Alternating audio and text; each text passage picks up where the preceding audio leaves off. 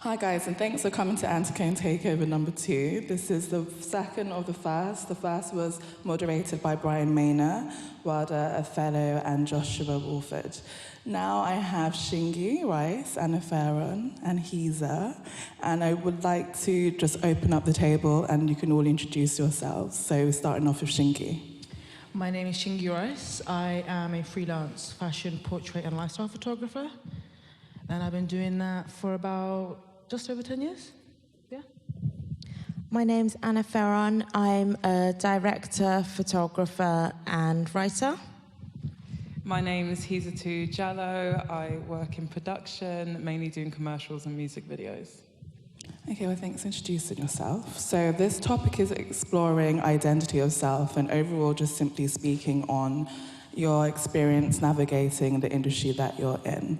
I know with you, Shingi, starting off with you, you mentioned in your bio specifically that you felt that you wanted to document and photograph people that were from underrepresented communities. Could you explore how you've been able to explore your own identity with that photography as well as taking portraits of others and your overall reasons behind wanting to do that?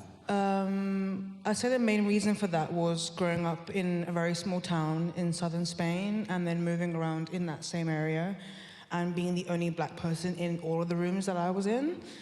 And I feel like I wasn't very aware of the lack of representation until I decided to get very into photography, like 18, 19 years old. And I mainly started off just taking pictures of friends. I mean, that's the only way I could really do it. It wasn't until I moved to the UK that I knew that it was a very important topic for me to focus on. And it kind of goes back to the whole, growing up, you didn't see yourself in certain places, and just wanting to change that dynamic and being part of the change in the industry to create more imagery around people, individuals that I felt weren't represented in the way that I thought that they should, like disabled people, mature, people of color, black people, and kind of shine them in a light that the rest of the world gets shined on in a very, I want to say, more important way. Because I feel like when you stop telling people stories, you're kind of basically telling them that they're not important.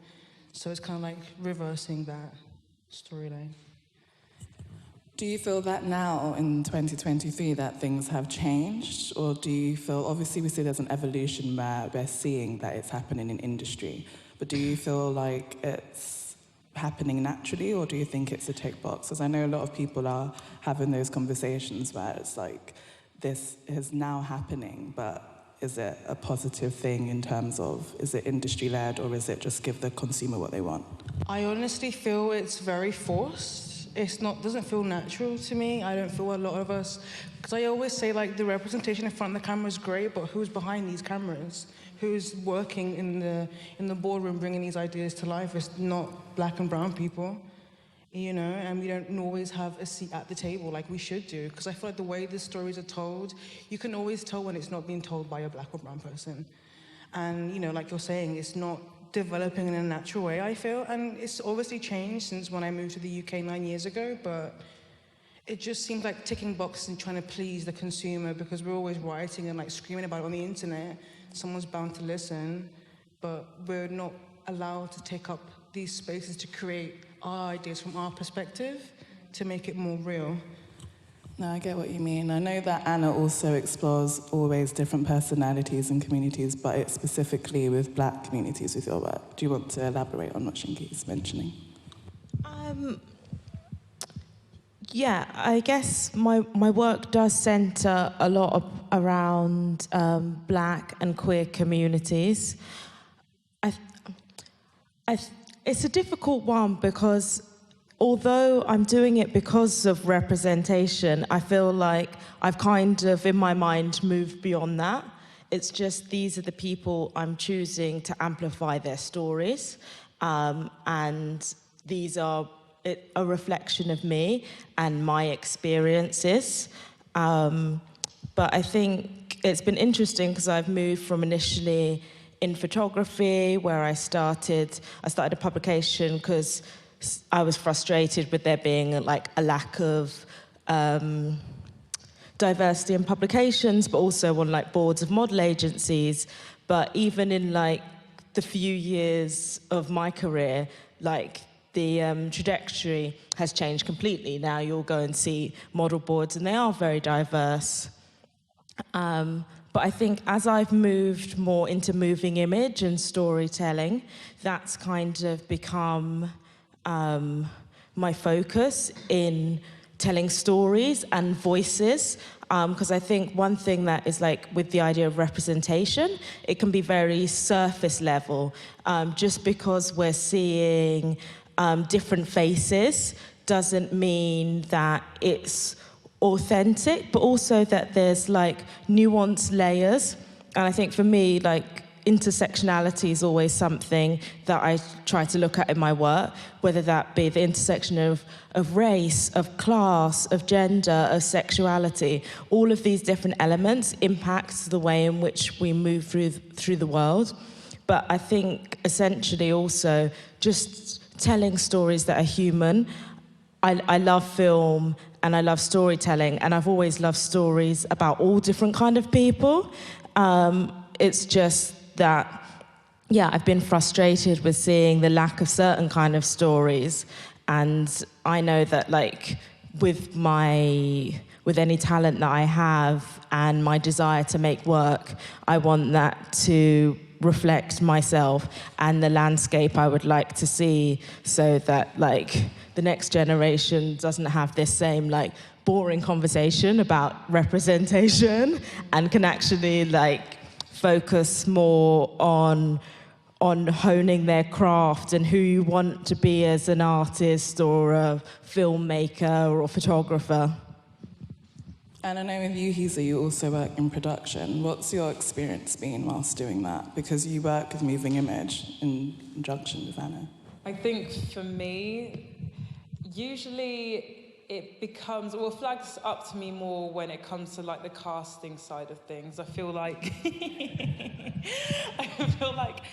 when it's with music videos, naturally I feel like that tends to be a bit more diverse. I feel like in music, it tends to be a bit more of a diverse industry in terms of race and the rest of it. But I feel like when it comes to commercials, just not so much. And it's a bit difficult because you are not just dealing with, you know, the way you want things done as, you know, like a production, mainly kind of like leading with the director, who usually is, you know, quite open to having a more diverse, you know, like set and, you know, creative. It's usually when you're like bumping heads with like the client and agency. And every single time when I do like a commercial and it gets to the casting stage, it becomes a little bit difficult in terms of like diversifying the cast that we've already received, because they do tend to be white. And then even in terms of just like putting together the paperwork that we share with the agency and client, we put together these decks like highlighting the people that have, you know, come through and sent through their tapes. There's been more than, you know, a couple instances where there's just like at the very bottom of the deck, like the diverse pics, which I find quite, it can be quite... Ticking boxes again. Yeah, in a sense, but I remember maybe past the first quarter of last year, in like April times, I did a shoot abroad, and they wanted to have somebody who, the cast was leaning to somebody that wasn't essentially that quote-unquote diverse. But then it made me think, even in terms of like the creative, if we was to have somebody that was black as the hero cast, it made me think that, would that almost come off as a disfavor to us, because it then becomes a bit of a statement? I feel like in the commercial world, some things I feel like has become so homogenized that if you do kind of try to flip the script and diversify, sometimes it comes off as a statement, and then I feel like that can be a bit counterintuitive to what we're actually trying to do. So it did make me kind of think, like, what is the best way in terms of trying to kind of diversify commercials? How can that be done without it feeling so quote-unquote edgy or like you're trying to make a point, if that makes sense. So I think what's quite interesting though when it comes to diversity, full stop, as much as people who are from underrepresented communities might now be on the castings, in regards to the people behind the camera, in regards to like HR, people who are further higher up there, that's where there isn't the diversity. So I think it's still necessary that we're seeing representation in terms of moving image or in terms of photography. But I think the main thing that needs to diversify are the people who are high up in these institutions, because that's where we're not seeing the diversity. Like, remember that image that went viral of the head office of Vogue? As much as you might have front cut and cut sideways, but as much as we were seeing that, you know, they're having more black people on covers, even then, me as a mixed race woman, I'm very aware that you have featureism, you have colorism, and as much as we're seeing change, often when it is a woman of color, they're often lighter shade. And when you might have the director, it might be a black man, but regardless of things like that, sorry, editor, regardless of things like that, it's a great change. But people, again, who are in the offices, is there much change going on? But in regards to your own work, Shingi, what's your opinion on that? Because obviously you do photography, you work with magazines, you shot campaigns. What's your interpretation of that? When you say interpretation, like what? Like how I perceive the people that are hiring me, or? I mean, it's always a white woman that I'm emailing back and forth with. Like, it's never been a woman of color. Never? Like, not once. I can't, and if it would, I would remember that. Like, I'm not kidding you. That's It's wild. never. And the last person that I've literally been emailing with recently now is a black man. So if it is somebody who is... And this is something that I've spoken a lot about, how in the industry, fashion creative industry, how the black / people of color that are going to be at the top, it's always going to be a man, gay man, you know? Why do you think that's that's not changing? Or that is the case? Why it's the case? Because I feel like there's this thing of, I feel like, I don't know how to say it without coming across like an idiot, but... It's a safe space, go for it. I feel like gay men have a lot of space to move around in and just fuck around, can I swear? Yeah. Do whatever they want. I feel like I couldn't behave in the same way. I guess that's the thing, regardless. A man is still, as they quote, again, a man's back, world. You know, being a man's world. Yeah. So me being a queer black woman and this being a queer black man, we're not on the same level at all. Whether that will change, I don't think it will change, because again, it goes back to like white people thinking, oh, black man's doing the job, it's fine. You know, there's nothing to worry about. You've got a black man as the editor of Vogue, so why would we even create space for more? You know, and I also feel there's like a level of feeling threatened of us taking up space, because when we do it right. And also, when we are allowed to do it, it's almost one at a time. Because I know Anna and I, we always end up having our big chit-chats about our experiences. And even with my situation, where I'm situated, I'm the only black woman. And even then, even though I'm mixed race, I was told... But it's very controlled, very controlled. But even then, since the company had started, it's so bizarre that even when something does become all of a sudden diverse, it's only one at a time. Yeah. It's not multiple. And then when it's raised, there's always a weird response back that's not really a response. But I think what's quite interesting, regardless of seeing that industry, is changing, but not changing as fast as we would like, that there's people like you guys who take it upon yourselves to make that change, regardless of waiting, because I think that's where it's dangerous. If you wait consistently for something to change, it may never. But how do you feel, especially with you, Anna, how do you feel that your work will give you the answers that you're looking for?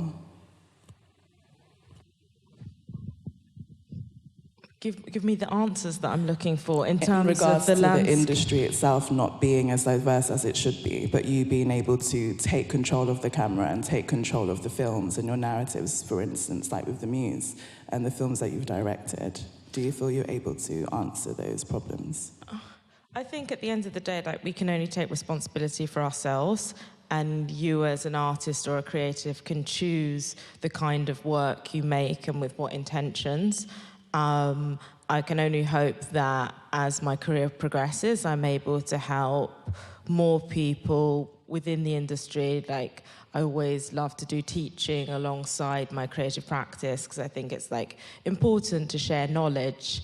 But in terms of the landscape of the industry, I don't know how much it will change in our lifetime, and I think also it's maybe the wrong question to be focusing on, because it's almost like a distraction technique if we're thinking so much about the industry and the landscape of the industry changing. I think it's like working with ourselves and working within our network and community, and like what small change we can make as individuals, whether you make a tiny change or a tiny difference. That's it. But I think it's like knowing in your heart that you can sleep at night, that you've done the right thing and made the right choices.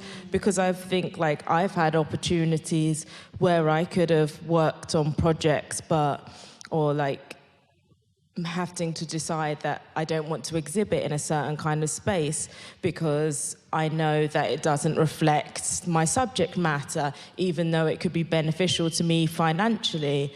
I think it's like you're constantly making those choices throughout your trajectory of what path you want to follow, like what kind of person do you want to be and what kind of artist or storyteller you want to be. But in terms of my work, initially, so I started in photography, then I started doing music videos.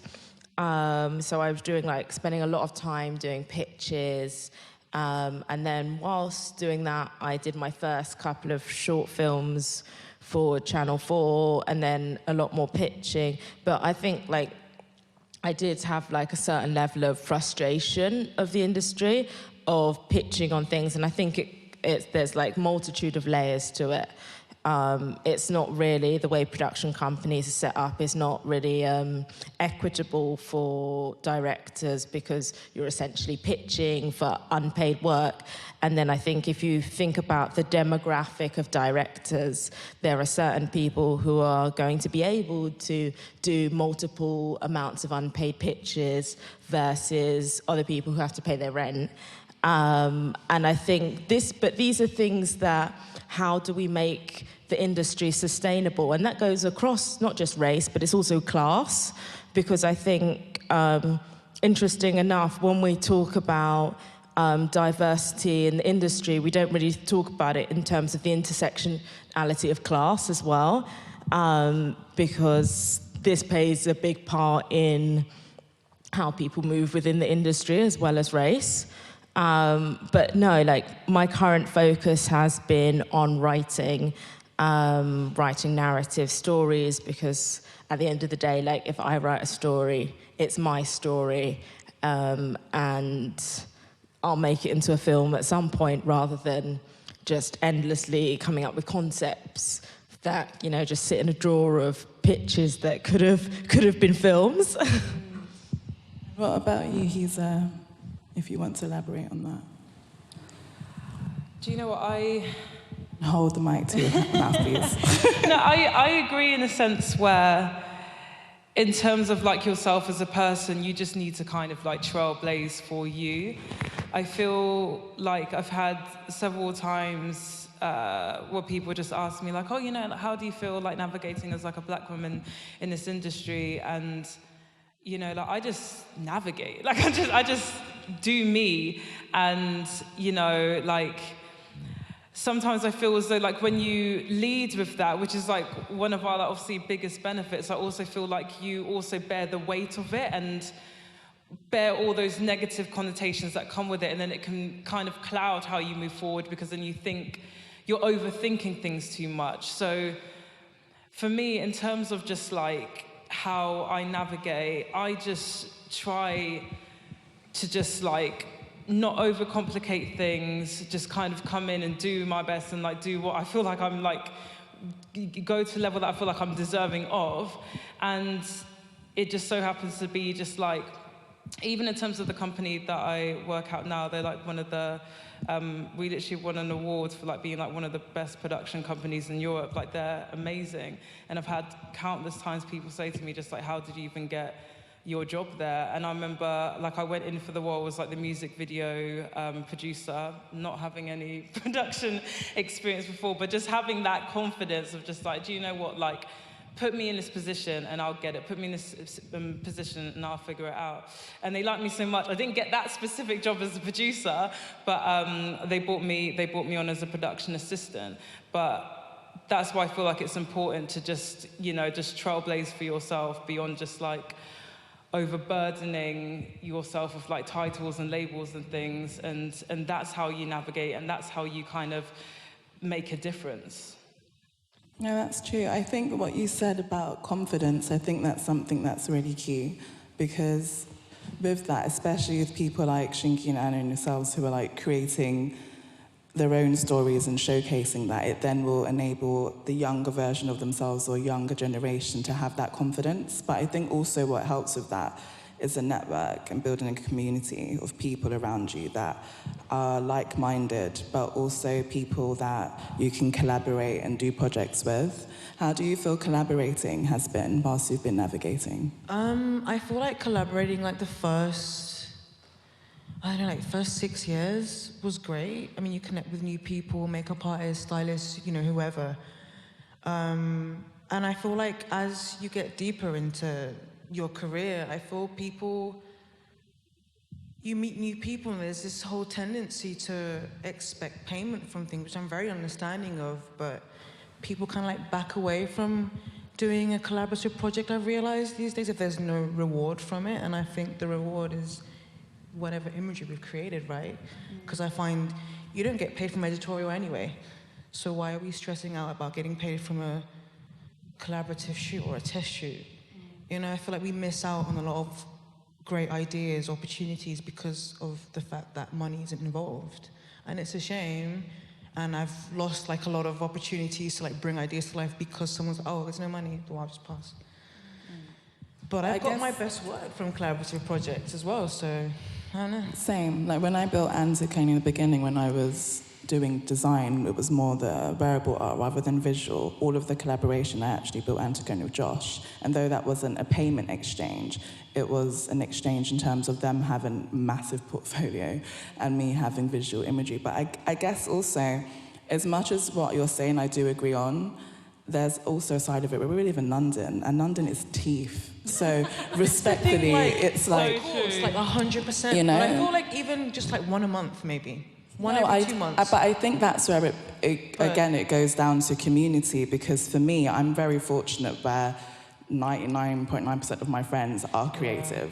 And if I want to collaborate with them, there might not be payment, but you've built a friendship, you've built a trust, you respect one another's work. So I think confidence is something that can build through seeing yourself on moving image or seeing yourself physically in high positions full stop. Like as we always talk about my mum, like my mum was a teacher, so seeing somebody who was successful in their career and seeing them leading others enabled me to have confidence. Right. Me having confidence enabled me to then I can talk to anyone. So I can then communicate and make my own network. And then that way, once you've built that trust and you see yourself being represented again, you then don't feel so shy to be able to go out and ask, because there are people who need to be paid. Like for me, I feel very uncomfortable doing projects without there being payment involved, even if it's a small like thank you or something. Yeah. Unless it's my Cody, like my people, then I don't necessarily expect money to be mentioned. Oh, that's for sure. But I do think the issues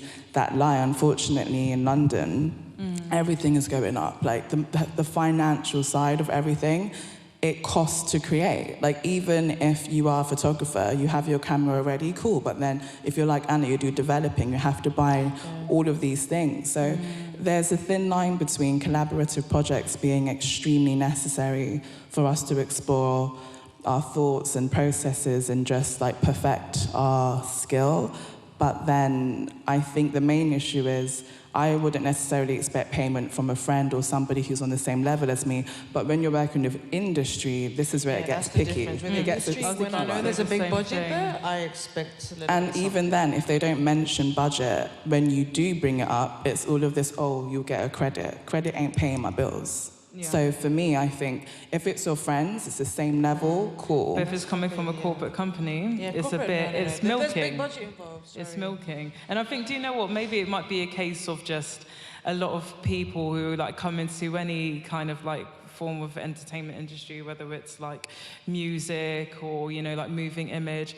At the beginning, when you're trying to like work with these like big brands, big companies, you are being milked because you're doing like an internship for free. And I feel like people get to like a certain age or like a certain point in their career where they just don't want to do that anymore. But then again, I feel like it's so different when that comes from like a company, when you're like at a certain age or a certain point in your career where a company is trying to milk you, or if it's just somebody from the community, you know, it's a big difference there.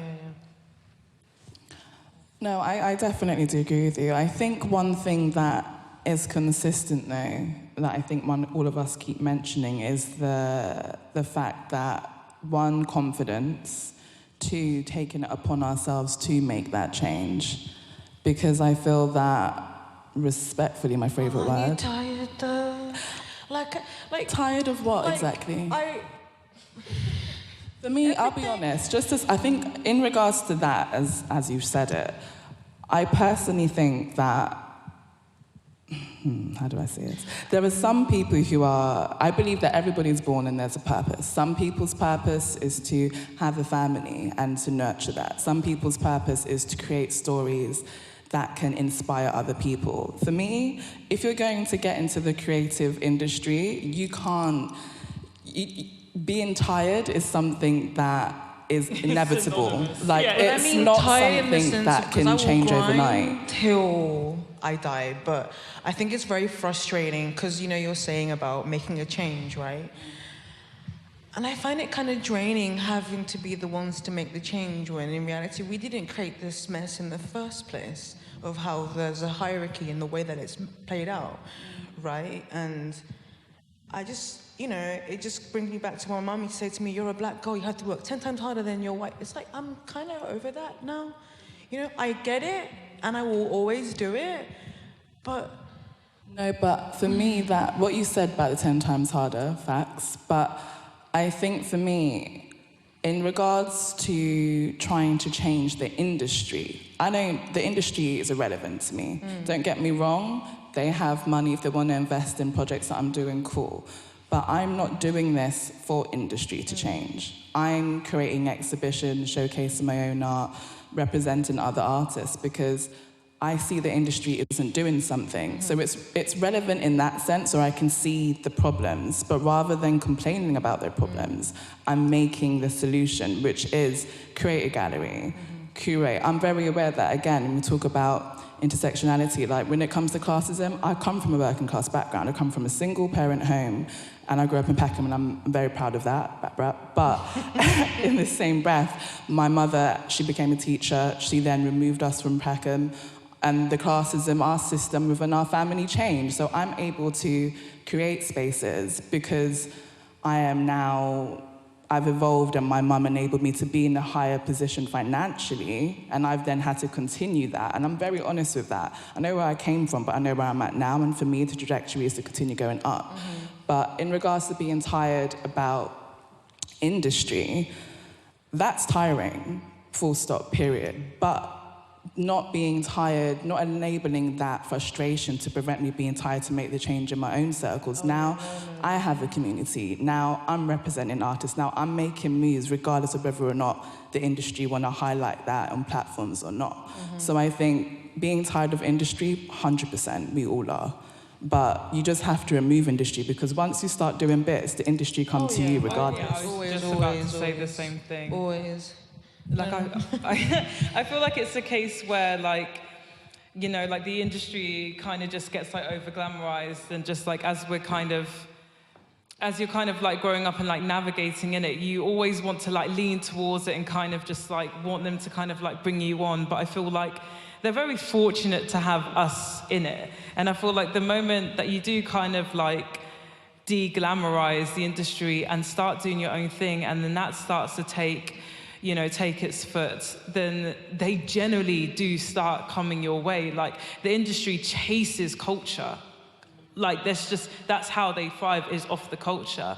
And it's just like they're constantly looking towards people who are just like out there just doing their thing. And then I've noticed that like people who are always trying to like lean towards the industry and trying to do things for them never really, like it is always a bit more of a struggle.